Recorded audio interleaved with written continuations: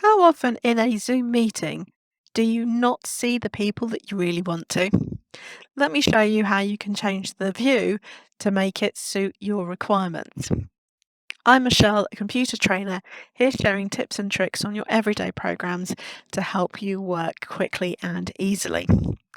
Here I am in a Zoom meeting. I've got it set up so that you can see more than one person. And all I need to do is move my mouse so that I can see the toolbar at the bottom and, more importantly, the view button in the top right hand corner.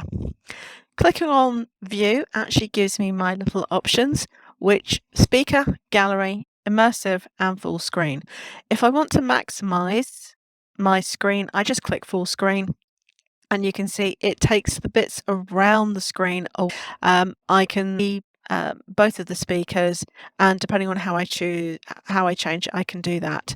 My view menu now changes to give me exit full screen, so I can do that as well.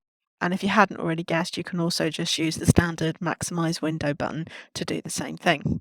However, that's not what I really want to show you today. Back into my view option, it's the top two that are the more useful ones. So for most meetings is actually gallery, where we see a lot of the videos or a range of the videos of the participants in the meeting.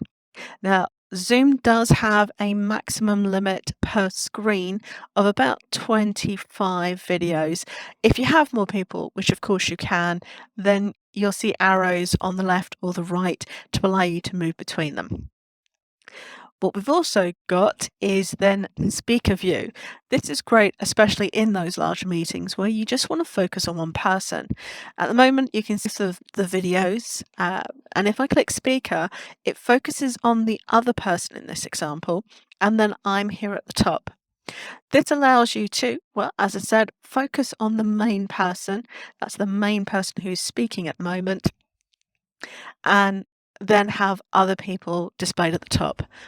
Like the gallery view, if you've got more than just 2 or 3 people, you'll not only start to see their videos at the top, but if you've got more than it can show you, you'll get arrows actually to move left and right, or right and left as the case may be.